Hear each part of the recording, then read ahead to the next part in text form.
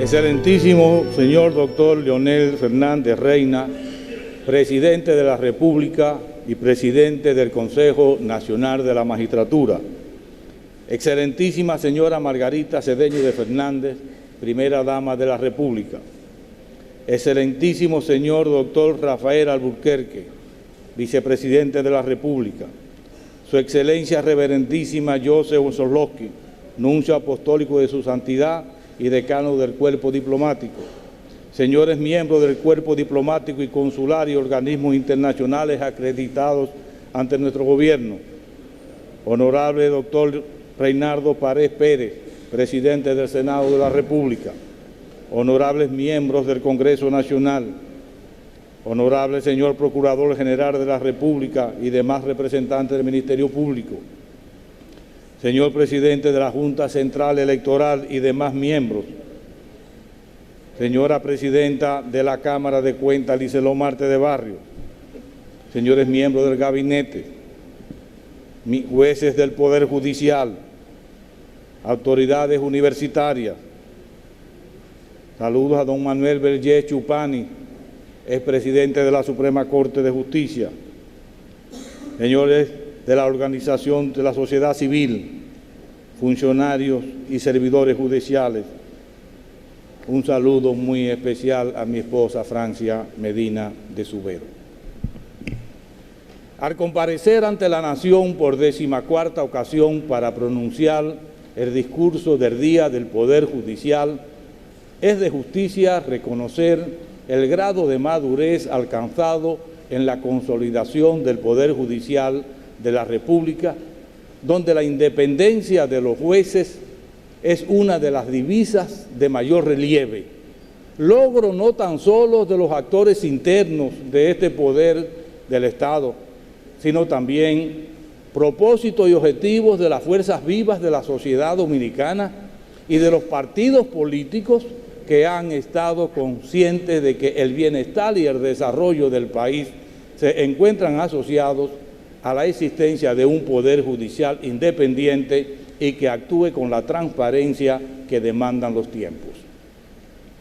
Poder judicial que al tenor de la Constitución de la República tiene por misión decidir sobre los conflictos entre personas físicas o morales, tanto en derecho privado como en público, en todo tipo de procesos, juzgando y haciendo ejecutar los juzgados. Como se observa, el monopolio de la administración de justicia lo tiene este poder, el cual es ejercido única y exclusivamente por la Suprema Corte de Justicia y los demás tribunales creados por la Constitución y las leyes. Por estar demasiado comprometido, no nos es dable juzgar la calidad de la administración de justicia en la República Dominicana. Pero hay un hecho cierto. El tejido canceroso de la mora con el cual durante largos años convivió el cuerpo judicial dominicano ha sido extirpado exitosamente en todas las materias, como se pone de manifiesto durante el año 2010, periodo en el cual la tasa de resolución de casos a nivel nacional alcanzó un 93%. Durante los últimos 13 años hemos servido de plataforma judicial para que el país, que al año 1997 alcanzaba apenas una inversión extranjera directa de 420 millones de dólares, en la actualidad registre niveles de crecimiento y de desarrollos económicos impensables a la fecha de la designación de la actual Suprema Corte de Justicia, corolario de la seguridad jurídica que garantiza hoy el Poder Judicial de la República Dominicana. En ocasión de visitar Madrid en septiembre del pasado año, invitado por el presidente del Tribunal Supremo y del Consejo General del Poder Judicial del Reino de España a la apertura del año judicial, asistimos a la ciudad de Córdoba y luego de haber sido recibido por su alcalde, acudimos a su famosa mezquita, donde nos sirvió de guía el arquitecto Gabriel Rebollo, encargado de la restauración y del mantenimiento de ese monumental edificio, quien nos obsequiara un libro titulado Historia de los Jueces de Córdoba. Entre los jueces referidos en esa obra hay que destacar la figura de Mohamed ben Basil ben Sarahil el Moaferí, de quien se decía que era completamente irreductible, no se doblegaba y ejecutivo en sus decisiones, prefería aplicar con rigor la ley. En materia de justicia era severo, no toleraba nada a la gente perversa, ni disimulaba nada por consideraciones políticas al soberano mismo, ni atendía recomendaciones de los cortesanos que estaban al servicio del monarca, ni los que rodeaban a éste, cualquiera que fuese su categoría. La figura del juez y la función judicial pueden considerarse como una de las más antiguas de las sociedades humanas. El juez sirve al derecho y a las instituciones, pero la conciencia del derecho no se hizo reflexiva sin la personificación de la justicia en la figura del juez. En tal sentido, el juez como el derecho son más antiguos que todas las otras instituciones. Existieron incluso antes que las leyes. Según A. Wayne McKee, una de las cargas de ser un juez es la expectativa social de que uno se eleve por encima de la posición del común de los hombres y sea capaz de dispensar justicia con una objetividad semejante a la sabiduría divina, independiente de las presiones de la vida cotidiana y libre de influencias políticas. El juez tiene que resolver las más difíciles disputas legales con la sabiduría de un Salomón. Tal es la representación idealizada del juez y éste tendría que aspirar a hacer algo de eso. Pero tal idea tiende a oscurecer la dimensión humana de la tarea práctica de administrar justicia. En una publicación del Consejo Judicial canadiense se afirma, cito, la imparcialidad no plantea el requerimiento imposible de que el juez no tenga opiniones y simpatías. Lo que se requiere es que a pesar de ellas, el juez sea interiormente libre y capaz de dar cabida a diferentes puntos de vista y que sea capaz de actuar en relación a ellos con una adecuada apertura de espíritu, termina la cita. Se afirma que la independencia no es un derecho privado de los jueces, sino una condición de la imparcialidad del juicio y por lo tanto un derecho constitucional de todos los ciudadanos. Una socorrida tesis se sustenta en el sentido de que un Estado democrático de derecho, los jueces no deben limitarse exclusivamente a obedecer lo establecido por el legislador como una correcta aplicación del ordenamiento jurídico vigente, pues no se debe resolver ningún problema sirviéndose únicamente del derecho positivo, es decir, sin recurrir a juicios de valor, a juicios sobre lo justo y lo injusto, que por tanto trascienden el derecho positivo. La ley no es más que un instrumento para llegar a la justicia. La ley es un medio, no un fin. Hank Kelsen afirmaba en el año 1964, en una conversación con Manuel Jiménez de Parga, al este preguntarle si no firmaría hoy las páginas que escribió en el primer tercio de este siglo, y dijo, cito, muchas de ellas no. A mi entender de hoy, no pueden aplicarse los principios lógicos a la ciencia del derecho.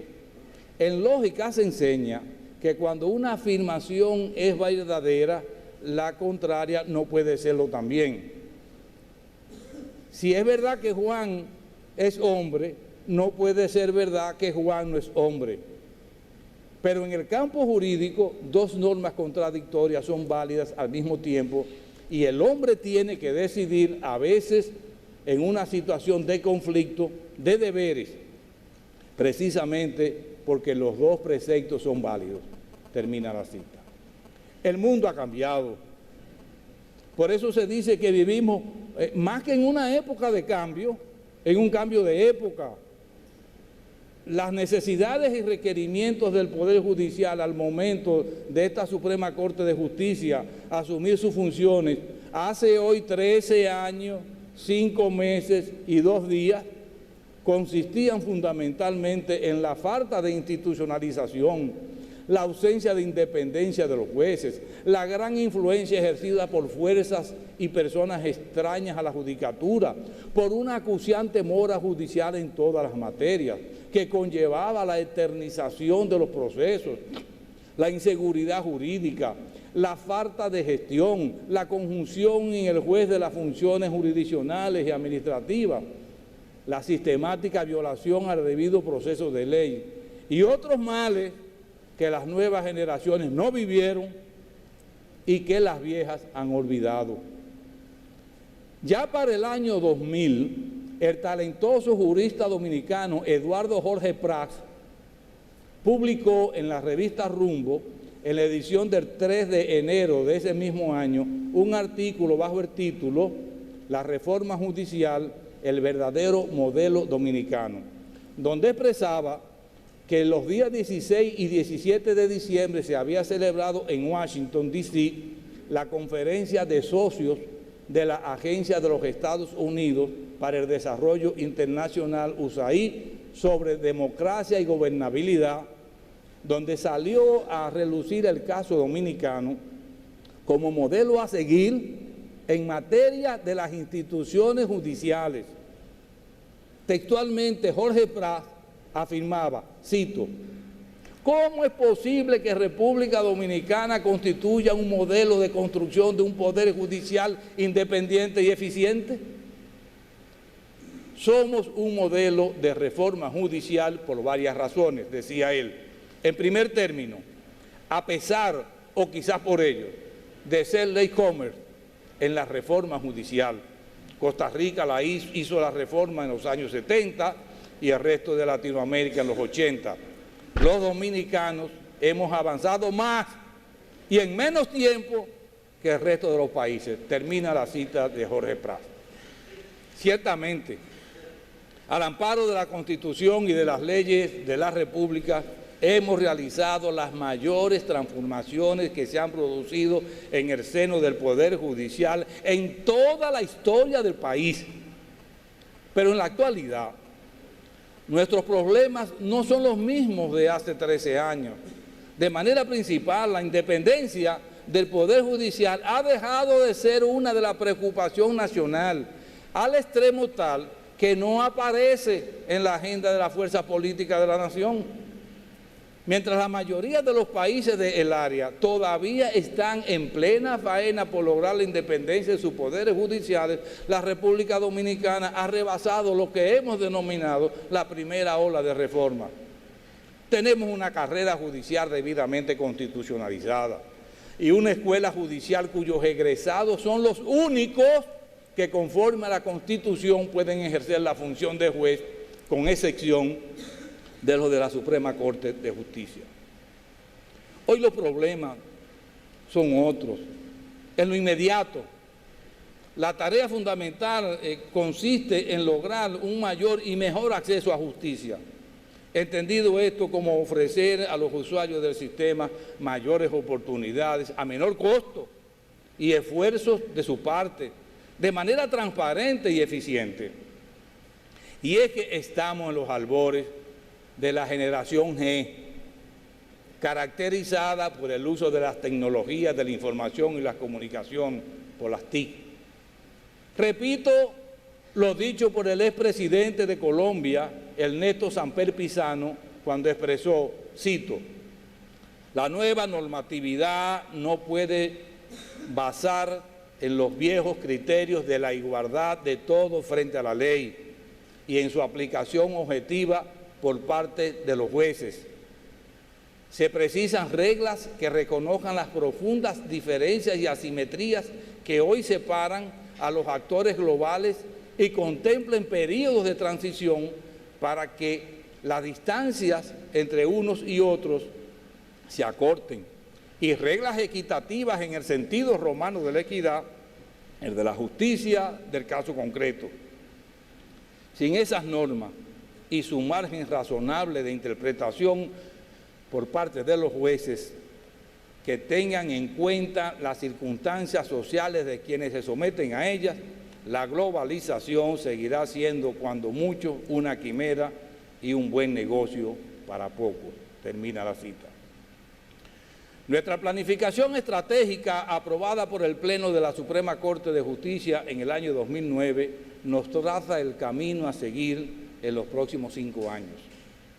Sabemos lo que tenemos que hacer de aquí al 2013, pero independientemente de la respuesta y la solución que en lo inmediato podamos dar a los problemas que como órgano jurisdiccional del Estado estamos obligados a hacer, ¿qué haremos después?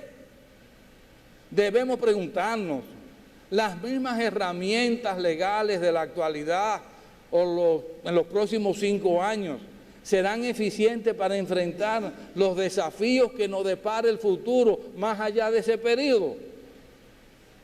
Queremos llamar la atención a lo que entendemos serán los grandes problemas que como sociedad y en forma de desafíos se presentarán en los próximos años, impactando con ello en la administración de justicia, como son: primer gran desafío, la inseguridad ciudadana.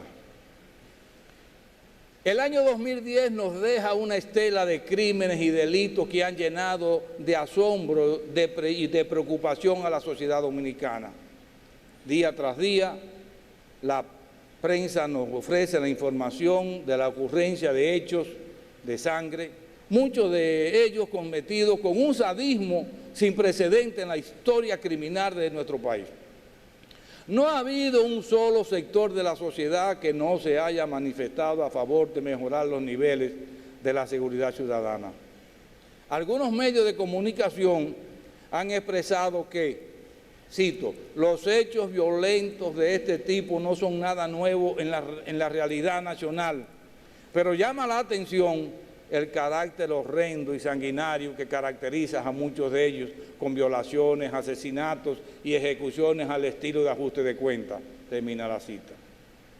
El tema ha sido de tal preocupación que ha motivado que las jefas y jefes de estados y de gobierno de los países iberoamericanos reunidos en Mar del Plata, Argentina, acordaran aunar esfuerzos para combatir dicho mal, considerando que el incremento de este ha generado un aumento en los índices de violencia en la región, con un impacto negativo en el bienestar, la seguridad y el desarrollo económico de nuestras sociedades.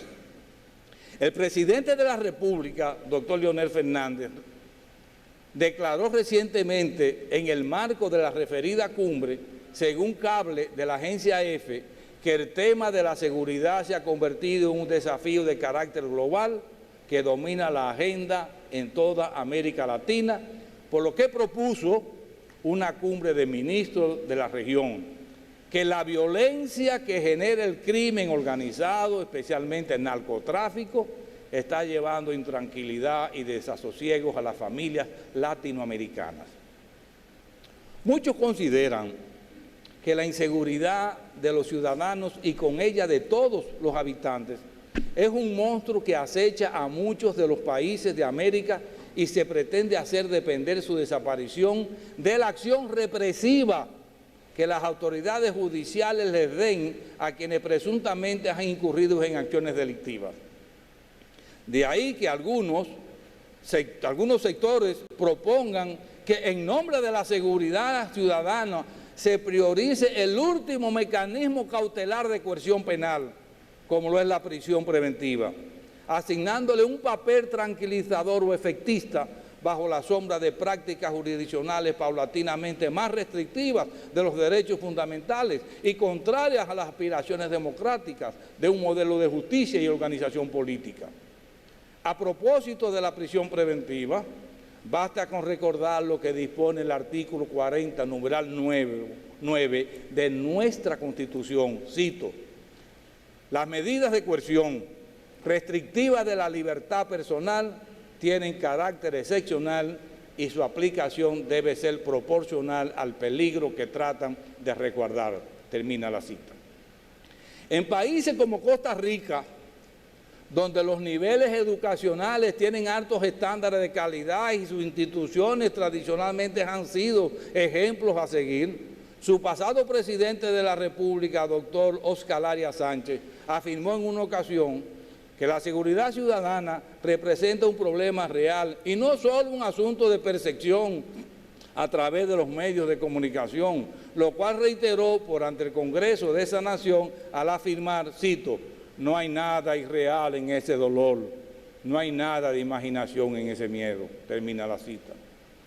La actual presidenta de Costa Rica, Laura Chinchilla, y su esposo José María Rico, son los autores de una monografía publicada con el título La prevención comunitaria del delito, perspectiva para América Latina, de donde extraigo las consideraciones siguientes.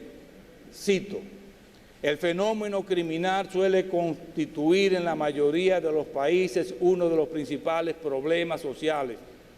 Todos los grupos y categorías de ciudadanos estiman que la delincuencia aumenta sin cesar, lo que suele corresponder a la realidad.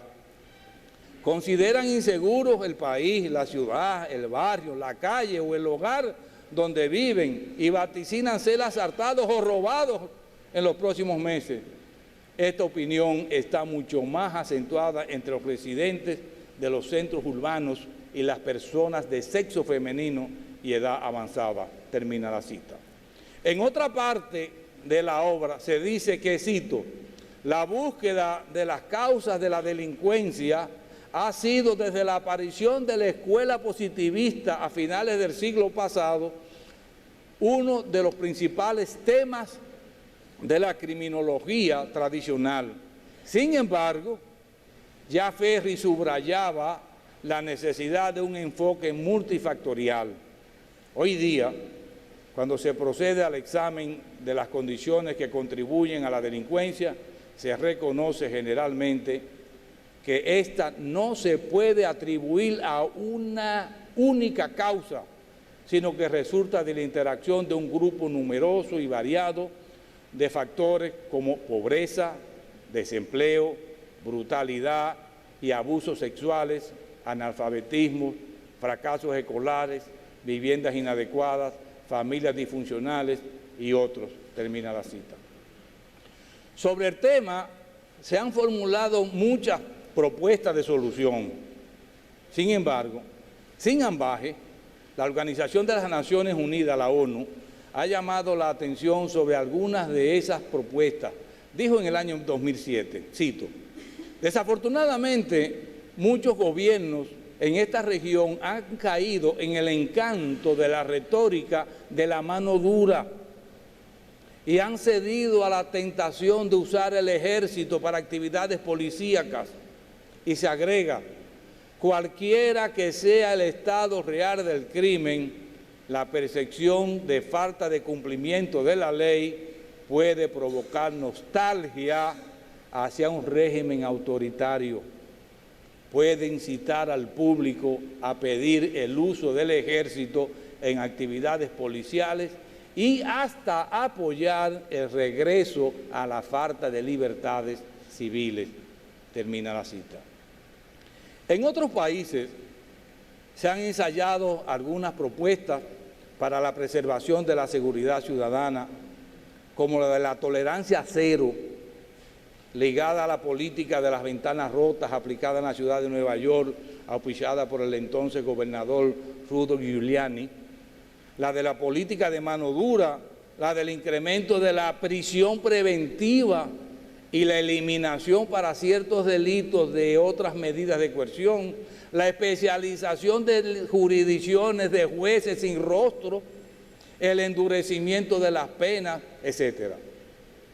Las críticas negativas de que han sido objeto estas propuestas merecen ser tomadas en consideración en la República Dominicana, donde somos muy dados a importar modelos que en más de una ocasión han chocado con la realidad nacional.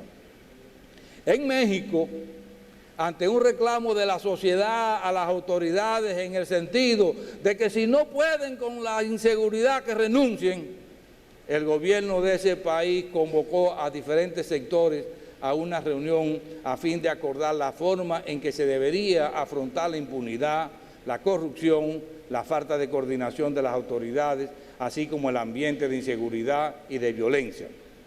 El 21 de agosto de 2008 se suscribió un acuerdo nacional para la legalidad, la seguridad y la justicia, con la intención de que la sociedad, el gobierno federal y las entidades federativas realizaran y buscaran el efectivo combate contra la delincuencia, incluso la delincuencia organizada, por afectar de manera directa e indirecta a la sociedad. En él se describieron cuáles eran las acciones que cada sector debería tomar.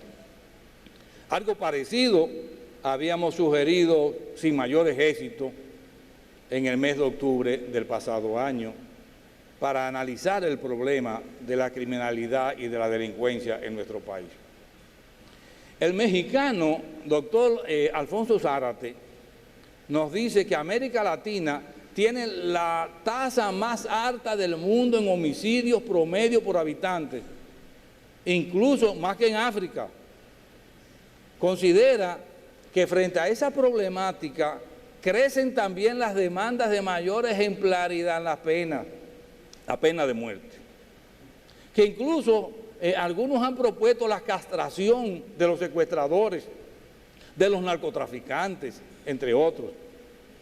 Pero que lo que se necesita es un Estado de Derecho, que sirve de muy poco que impongamos penas mayores, sentencias de 70, 90, 120 años, que lo importante es reducir significativamente los niveles de impunidad.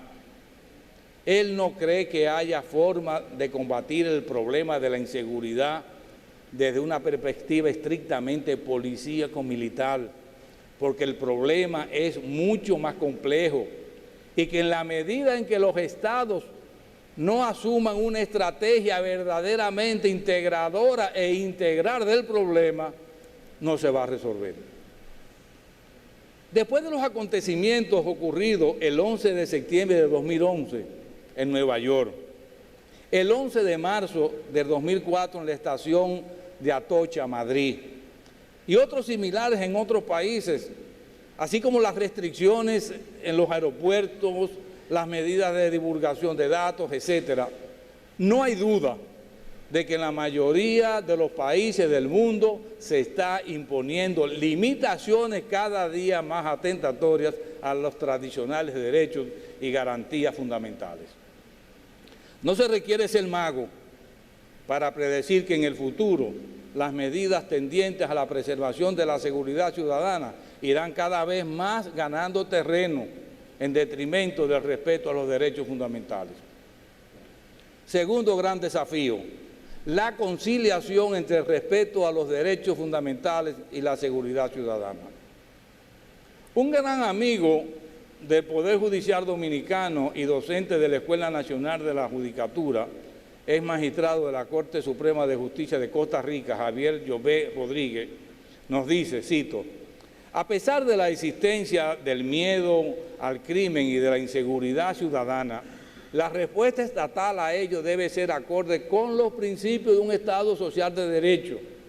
Debe tenerse en cuenta el respeto que la mejor manera de combatir la criminalidad no es a través de duras medidas represivas, tales como el aumento draconiano de las penas, el aumento del dictado de la prisión preventiva y la restricción de los derechos o de la imputada en el proceso, en contra de los principios constitucionales de persecución y de presunción de inocencia y de proporcionalidad, sino por medio de una adecuada política social de carácter preventivo que combata las causas de la delincuencia.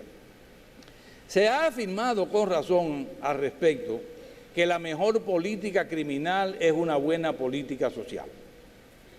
En una búsqueda del Estado de Derecho por encontrar mayores garantías para los gobernados, se ha examinado la necesidad de incrementar la seguridad pública al encontrarnos ante dos fenómenos sociales: el reclamo ciudadano de mayor seguridad y la desconfianza en los órganos de procuración y administración de justicia.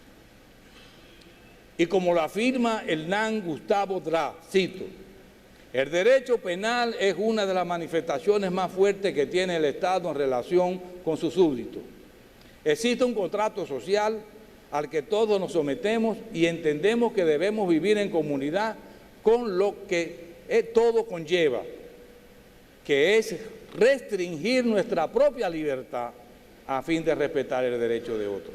Por tanto, en pos de esta convivencia pacífica es necesario establecer un mínimo de límites a fin de posibilitar el ejercicio y goce de los derechos. Termina la cita.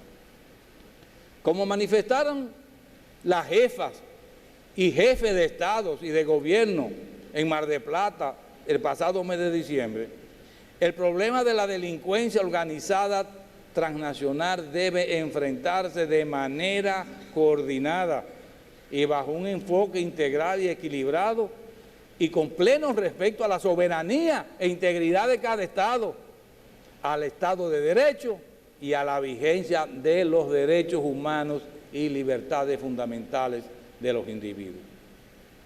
La República Dominicana constituye, al tenor de lo que dispone el artículo 7 de la Constitución de la República, un Estado social y democrático de derecho, que se encuentra fundamentado en el respeto de la dignidad humana, los derechos fundamentales, el trabajo, la soberanía popular y la separación e independencia de los poderes públicos.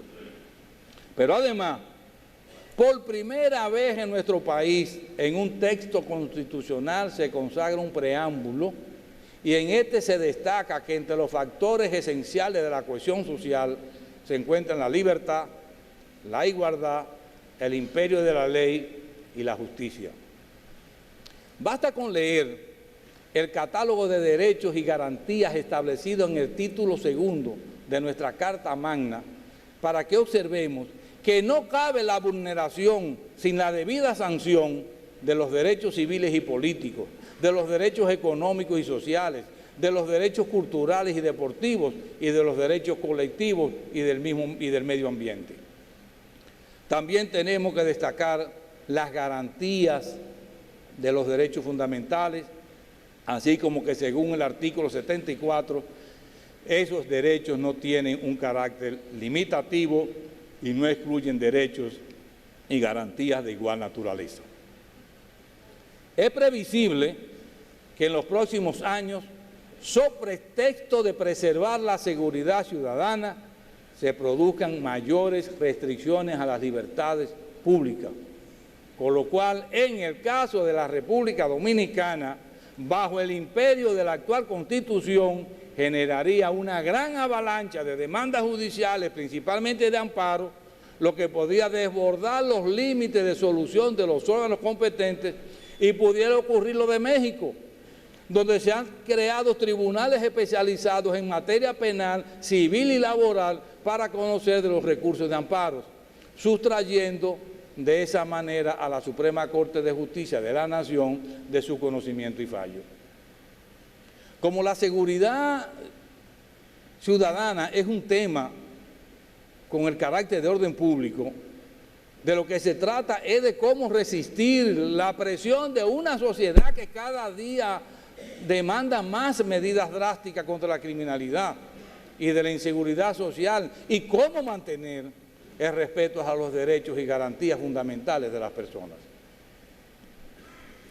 Es buscar el justo equilibrio entre la seguridad ciudadana y el respeto a los derechos fundamentales.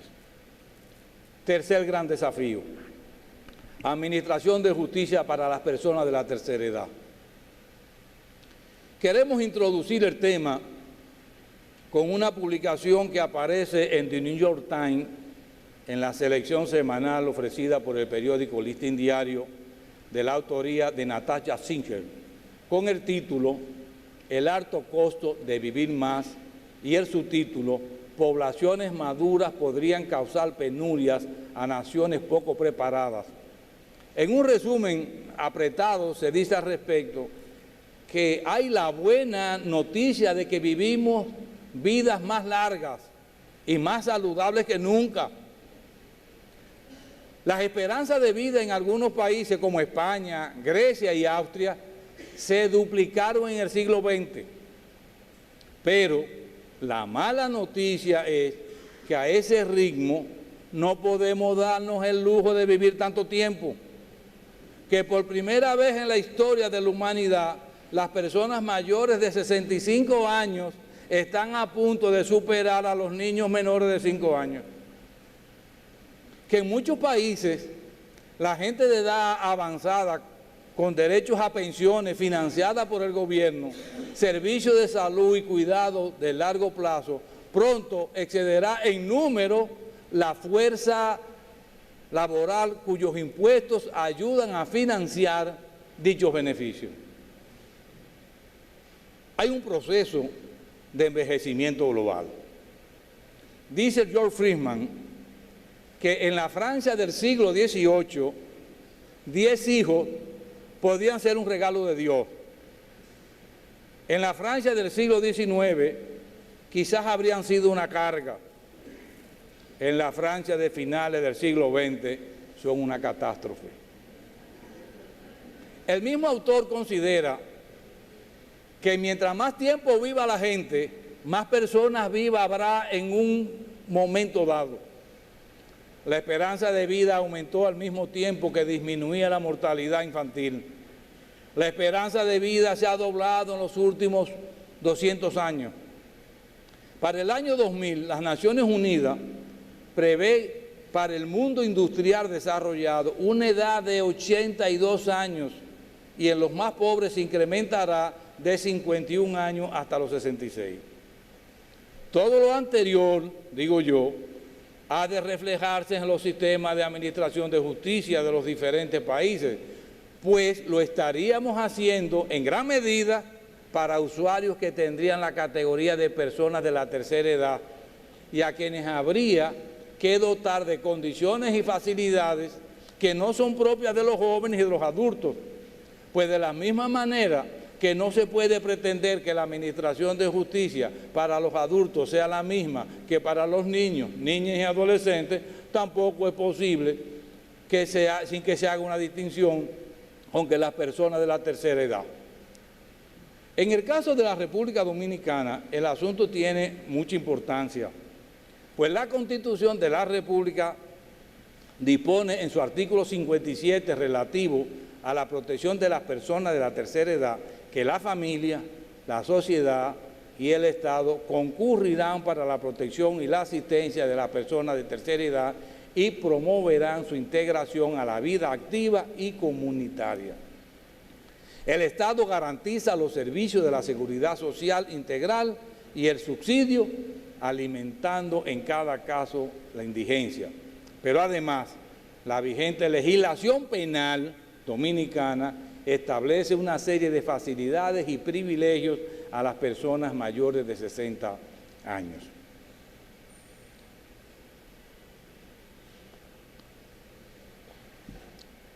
Cuarto gran desafío, la conciliación entre la protección a la vida privada y el derecho a la información. En la mayoría de los países donde impera un Estado de derecho, se protege la privacidad de las personas. La República Dominicana no es una excepción. Así tenemos que nuestra Constitución establece en su artículo 43 que se garantice el respeto y la no injerencia de la vida privada, familiar, el domicilio y la correspondencia del individuo. Pero al mismo tiempo se protege y consagra la libertad de expresión e información en su artículo 49, para lo cual dispone que toda persona tiene derecho a expresar libremente sus pensamientos, ideas y opiniones por cualquier medio, sin que pueda establecerse censura previa. El párrafo de dicho artículo textualmente dice, cito, el disfrute de esas libertades se ejercerá respetando el derecho al honor, a la intimidad, así como a la dignidad y a la moral de las personas, en especial la protección a la juventud y la infancia de conformidad con la ley y el orden público, termina la cita. Cada día más, a consecuencia principalmente de la difusión y éxito de las redes sociales como Facebook, Twitter, MySpace, Flickr, YouTube, etc., se está produciendo con mayor vigor una invasión en la vida privada de las personas. Se estima que unos 978 millones de internautas a nivel mundial usan redes sociales que son usadas también por políticos en busca de votantes. En ocasiones pudiera estar en juego hasta la propia seguridad nacional, a decir de algunos, tal como se ha puesto de manifiesto a final del año pasado con las revelaciones realizadas por Julian Assange en Wikileaks, donde se han divulgado más de 250.000 documentos clasificados por las autoridades norteamericanas. Según la agencia de noticias EFE, el grupo Anonymous, que ha atacado las páginas web de Mastercard, Visa y PayPal, amenazó con sabotear al sistema judicial británico si el fundador de ese portal era extraditado al Reino Unido, del Reino Unido a Suecia, según publicó The Sunday Times. Posiblemente estemos iniciando una época de terrorismo informático internacional. En su libro, ¿y Google cómo lo haría?, Jake Harvis nos dice, cito, hoy en día vivimos y trabajamos en casas y oficinas de cristal, y esto no tiene por qué ser necesariamente negativo. Lo público tiene que ver con algo más que con tener una página web. Está relacionado con actuar públicamente para que todo el mundo pueda ver qué estás haciendo y reaccionar a ello, hacer sugerencias y decírselos a sus amigos. Vivir en público hoy es una cuestión de interés propio, bien entendido. Necesita ser público para ser encontrado. Cada vez que decides no hacer algo público, creas el riesgo de que tu cliente no te encuentre o no confíe en ti, porque tú puedas estar guardando secretos. Ese ser público es también una ética. Cuanto más público eres, más fácilmente te encontrarán y más oportunidades tendrás. Termina la cita. Nada de lo que hagas no se desaparecerá nunca ni pasará desapercibido, decía Bing Ser, uno de los padres del Internet. No hay ninguna privacidad. Asumirlo. Entonces, un gran desafío es cómo conciliar el derecho a la privacidad de esa invasión a nuestra vida privada. El asunto ha adquirido tal gravedad que, según nos manifestara en noviembre del pasado año en Puerto de España, Trinidad y Tobago, Russell Wheeler, quien participara con nosotros en la primera conferencia del Poder Judicial Dominicano, en Estados Unidos de América ya existen protocolos para resguardar la privacidad de los jueces. Algunos países han adoptado medidas que cada vez más tienen por finalidad regular el acceso a los medios electrónicos de comunicación, lo cual podría chocar con el derecho a la información. En ese sentido, es preciso tomar en cuenta 6 recomendaciones formuladas al respecto por el relator especial de la Organización de las Naciones Unidas para la Libertad de Opinión y de Expresión, Fran LaRue, y la relatora especial para la libertad de expresión de la Comisión Interamericana de los Derechos Humanos, Catalina Botero, llamando la atención a los estados para que tengan en cuenta determinados principios internacionales al momento de llevar a cabo dichas regulaciones. Nos parece que solamente a través de la aplicación de principios éticos se podría regular la situación o, en todo caso, del buen comportamiento individual de cada uno de nosotros. Quinto gran desafío, la protección al medio ambiente y recursos naturales. La búsqueda del ideal de desarrollo humano sustentable como garantía de un mejor estándar de vida para nuestras futuras generaciones nos plantea el desafío de la protección del medio ambiente. La relación del ser humano con su entorno y en especial con su medio natural debe ser recreada al interior de las relaciones sociales, de manera que nuestro vivir en sociedad integre el cuidado y el mantenimiento adecuado del medio ambiente como garantía de una vida sana. Esto requiere soluciones conjuntas por tratarse de un problema que afecta a todo el mundo, que es responsabilidad y compromiso de todos ante la realidad y efectos sociales y ambientales, lo que ha puesto en riesgo la sobrevivencia del planeta, tal como lo manifestaran las jefas y jefes de estados y de gobiernos en las cumbres de Cancún y Mar de Plata en el pasado mes de diciembre. Como en otras ocasiones hemos abordado el tema, solamente nos referiremos a lo que dispone nuestra Constitución de la República. El preámbulo de la Carta Magna se establece el equilibrio ecológico como un factor esencial para la cohesión social. El capítulo 4 del título primero se encuentra dedicado a los recursos naturales. También la sección 4 del título segundo a los derechos colectivos y del medio ambiente. El asunto adquiere tanta importancia en nuestra Constitución que el artículo 72 establece una acción de amparo para garantizar a toda persona los derechos e intereses colectivos y difusos a que se refieren sus artículos 66 y 67. Estas disposiciones demuestran fehacientemente la importancia que el tema tiene en la actualidad y que dentro de unos años se sobredimensionará. En el Poder Judicial hemos adoptado medidas tendientes a la preservación del medio ambiente y a los recursos naturales, como son las acciones emprendidas en algunas áreas para la implantación del escritorio cero papel, dentro de nuestra política pública de la e-justicia, la justicia electrónica. Sugerimos a las autoridades competentes dominicanas proponer a nivel regional la aprobación de un código único centroamericano y de medio ambiente y recursos naturales a fin de poseer normas regionales uniformes sobre la materia. En otra ocasión, hemos vaticinado que el mayor volumen de las acciones judiciales se producirá a consecuencia de las disposiciones legales relativas al medio ambiente y a los recursos naturales.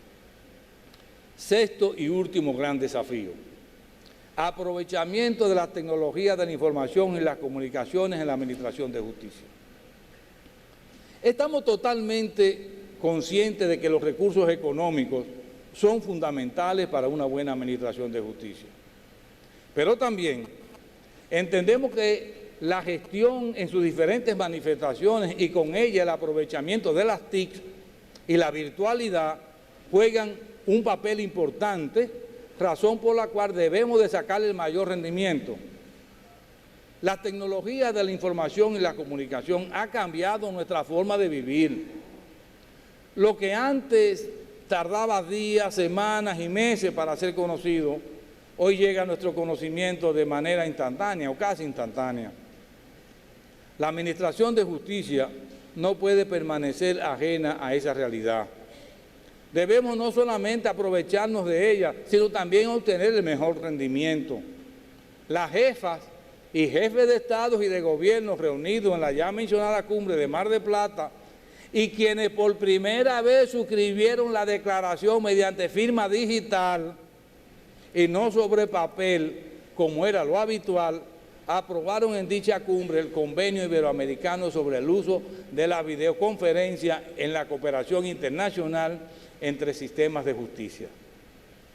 Este instrumento utilizará las nuevas tecnologías para agilizar y abaratar los procedimientos judiciales, al tiempo que permitirá, por ejemplo, que un testigo o víctimas protegidos puedan declarar sin peligro por videoconferencia desde el país en que vivan, sin necesidad de desplazamiento. El Poder Judicial del país, bajo el nombre de Juristec, está aprovechando las TIC. Estamos en camino hacia la gestión judicial digital. De ahí que podamos citar como proyectos de innovación tecnológicas aplicadas a la administración de justicia, entre otros, la digitalización de más de 11 millones de certificados de títulos y planos de mensura catastrales así como oficinas de servicio para depósitos y entrega de documentos de manera remota, a centros de atención al usuario con servicio vía telefónica y un portal transnacional. El uso de la firma digital, lo que permitirá generar y recibir documentos firmados digitalmente en la jurisdicción inmobiliaria. El fortalecimiento de las medidas de seguridad en los data centers de la Suprema Corte de Justicia y de la jurisdicción inmobiliaria, lo que ha permitido un mayor monitoreo de los software de gestión y con ello la detección de falsificaciones y otras irregularidades. El uso de la videoconferencia cada día más frecuente como instrumento útil y ágil para la administración de justicia, permitiendo los interrogatorios remotos, así como para el intercambio de buenas prácticas judiciales de un país a otro. El mapa judicial interactivo, herramienta que gestiona y permite consultar una amplia base de datos de diferentes tribunales del Poder Judicial a nivel nacional. La formación inicial y continua en la Escuela Nacional de la Judicatura de jueces y servidores judiciales a través de la modalidad e-learning. La instalación de tecnología Wi-Fi en las diferentes edificaciones judiciales. El desarrollo del calculador indexador de derechos laborales y adquiridos que sirve para facilitar a los jueces laborales y usuarios en sentido general la realización de los cálculos correspondientes a las prestaciones de trabajadores y que está disponible en nuestra página web. La remisión automatizada de sentencias y resoluciones de la Suprema Corte de Justicia y la Cámara Penal de la Corte de Apelación del Distrito Nacional. La captura de audios de audiencias penales y de tierra, poniendo a disposición del usuario en CD o en USB las incidencias de esta. Sistema para consulta de la ejecución presupuestaria que permite visualizar de forma rápida y eficaz los gastos de la institución por centro de costos y dependencias. El libro digital de estadísticas judiciales, ideado con el propósito de mejorar la recolección y procesamiento de datos estadísticos del Poder Judicial.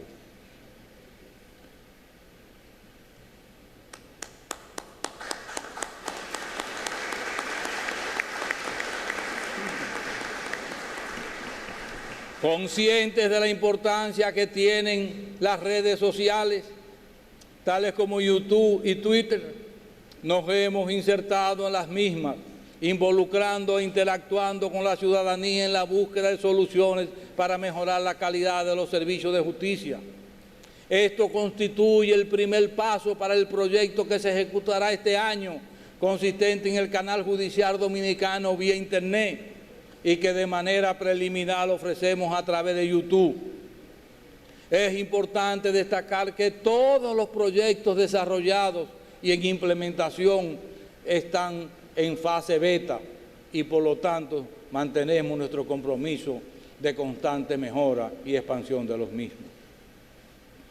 Abundando sobre el aprovechamiento de las TIC en la Administración de Justicia, es importante destacar que en la actualidad estamos desarrollando el proyecto hacia el expediente electrónico y a tales fines se realizó un diagnóstico en las salas reunidas de la Suprema Corte de Justicia y en el Tribunal Superior Administrativo con el objetivo de implementar en estos órganos el expediente electrónico y con ello mejorar y modernizar la gestión de los mismos.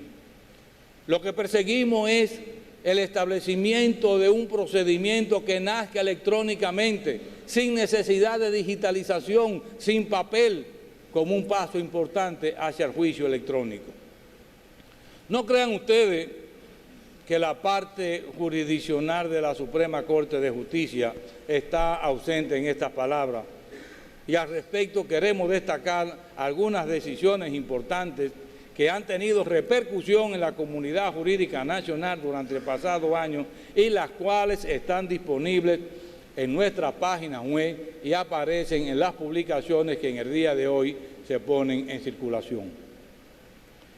El Pleno de la Suprema Corte de Justicia, en atribuciones de Tribunal Constitucional y después de la proclamación de la Constitución del 26 de enero del 2010, en cuanto a la calidad para ejercer la acción directa en inconstitucionalidad e interpretando el artículo 185 de la Constitución de la República, dijo que una persona tiene un interés legítimo y jurídicamente protegido cuando demuestre ser titular de un derecho o interés consagrado por la Constitución de la República, leyes, decretos, reglamentos, resoluciones y ordenanzas, cuya violación sea susceptible de causarle un perjuicio.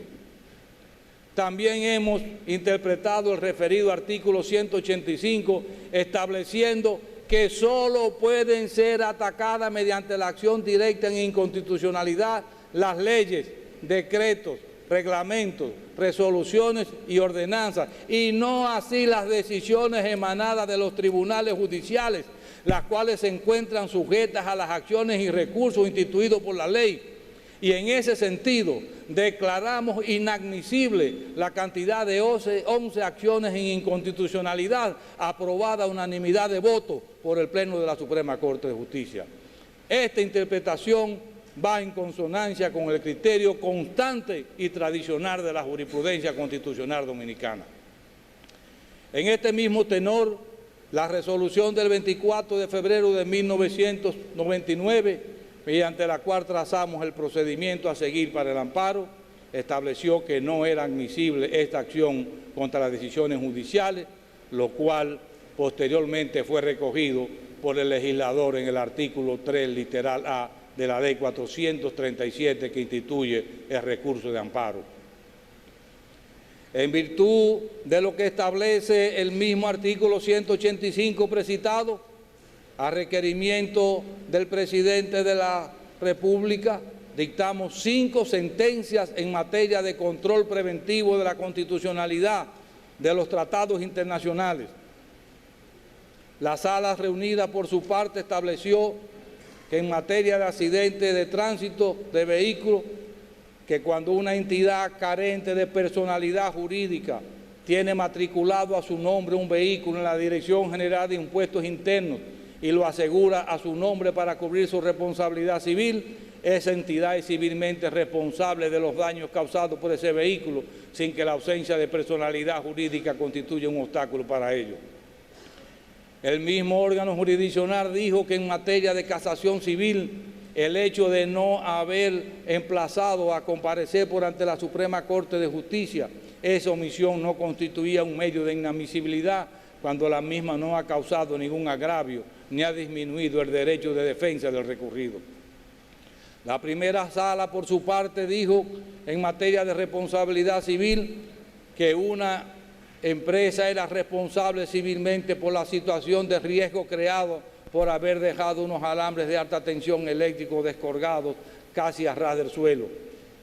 También dijo que el principio de inembargabilidad de los bienes del Estado no se aplica a las empresas concesionarias, ya que esta condición no las hace parte del Estado ni beneficia de sus derechos y prerrogativas.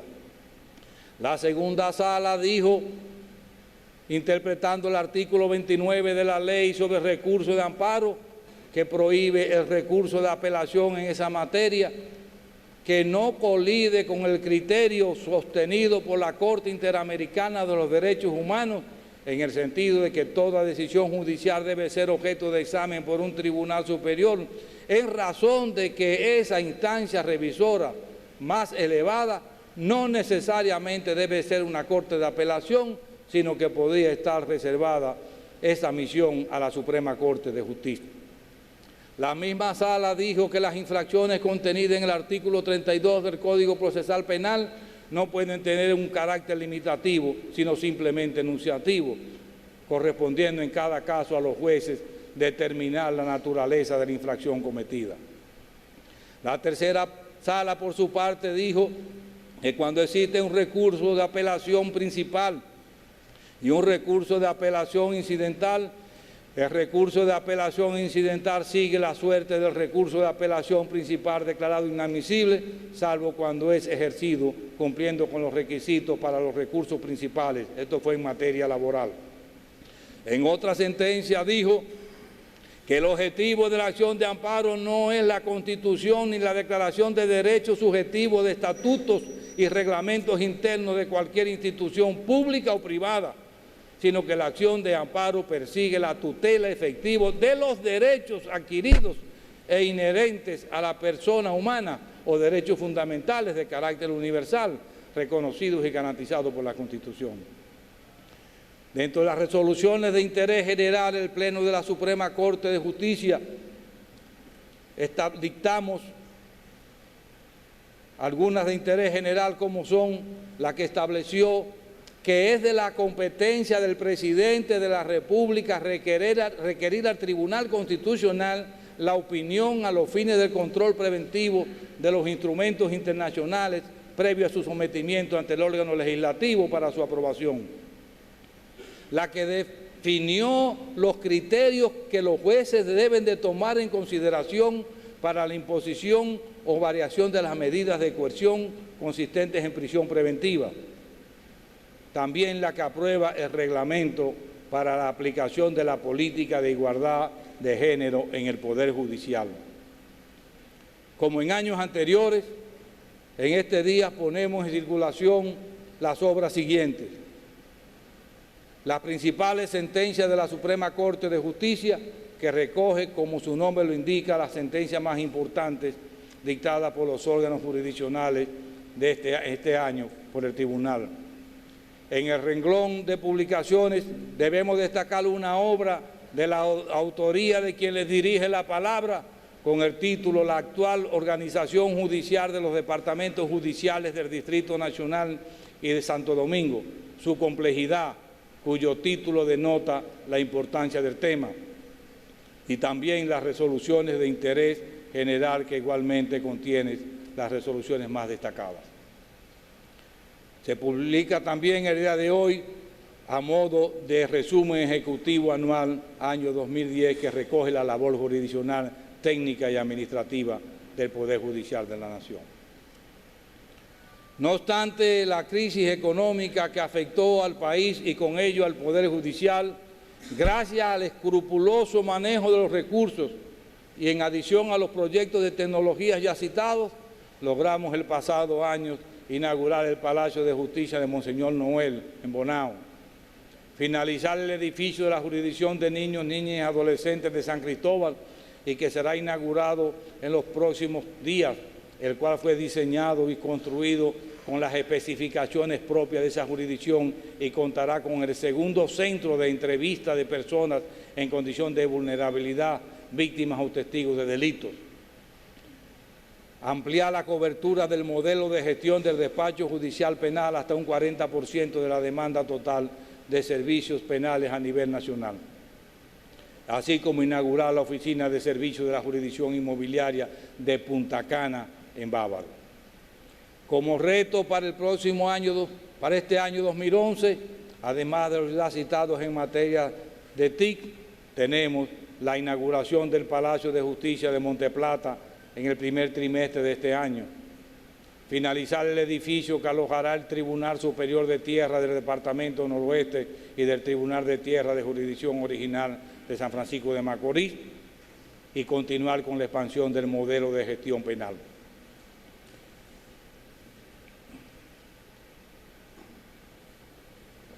Al cumplirse en este año los 500 años de la Real Audiencia de Santo Domingo, creada por la corona española en el 1511, para la organización del sistema judicial en la isla española y de América, llevaremos a cabo un evento de trascendental importancia, no solo para el Poder Judicial, sino también para toda la República, y es en octubre del presente año los actos conmemorativos del 5º centenario de la Real Audiencia de Santo Domingo, para lo cual esperamos la integración y cooperación del Gobierno central.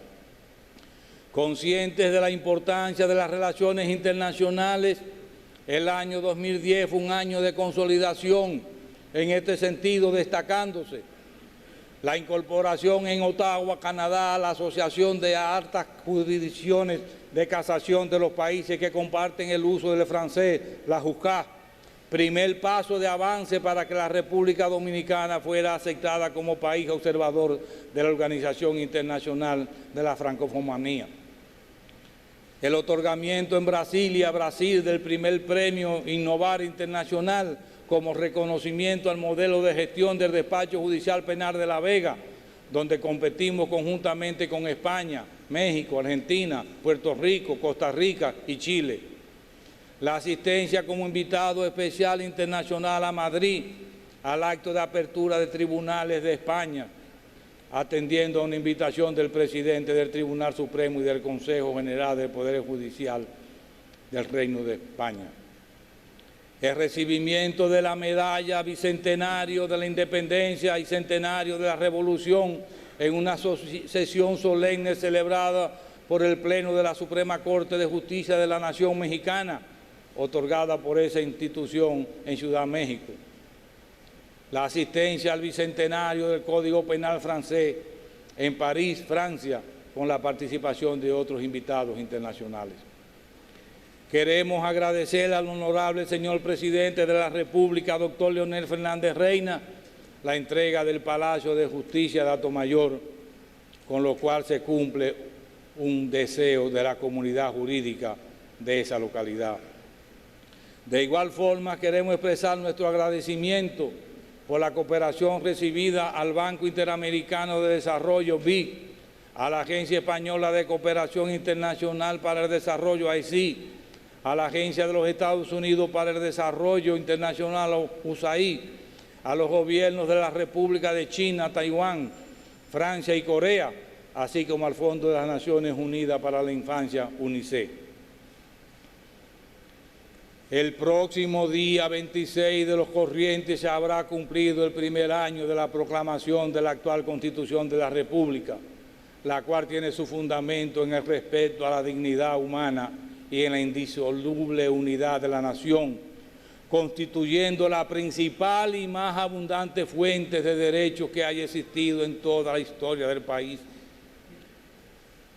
Pero todos estos derechos determinan la existencia de un orden de responsabilidad jurídica y moral que obliga la conducta del hombre y la mujer en sociedad, de manera principal el que nos obliga a acatar y cumplir la Constitución y las leyes y respetar y obedecer las autoridades establecidas por ella.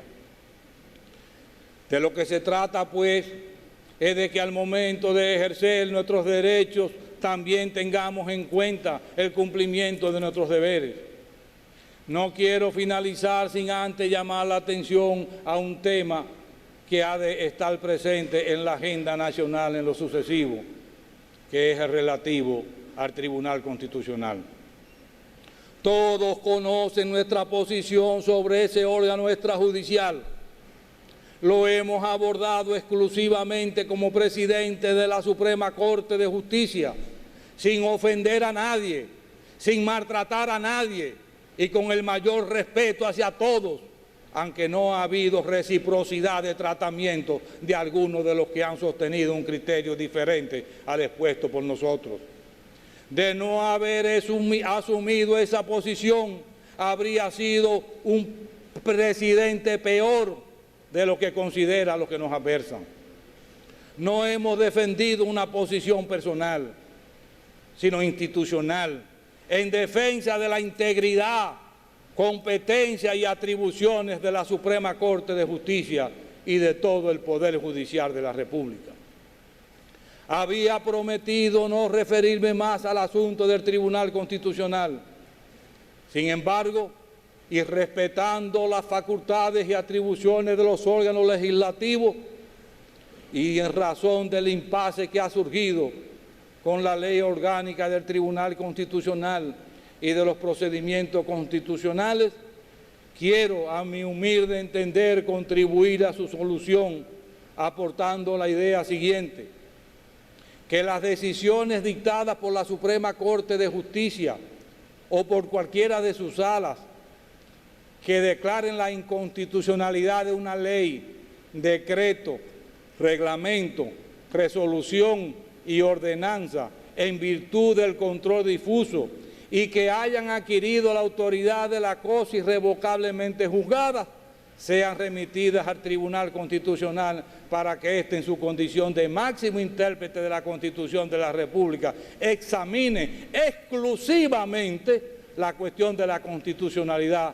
para los casos que se presenten en el futuro, no afectando los asuntos ya definitivamente juzgados por la jurisdicción ordinaria.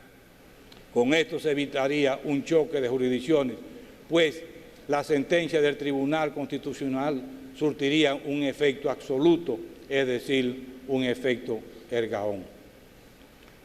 Nos parece oportuno que reflexionemos en el sentido de que cuando se trata de órganos que tienen como misión fundamental sancionar las violaciones a la Constitución de la República, más que las competencias y atribuciones que les confiere la ley, su real y efectiva competencia está en la que sus integrantes puedan arrogarse sobre pretexto de su interpretación.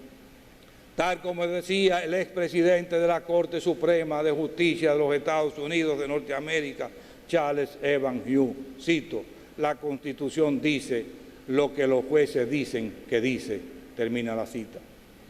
El juez debe ser prudente al dirimir conflictos.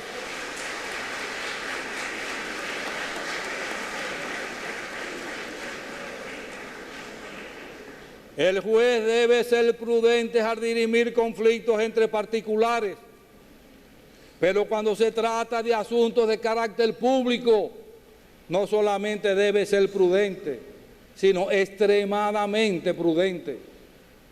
El juez debe prever las consecuencias de sus decisiones.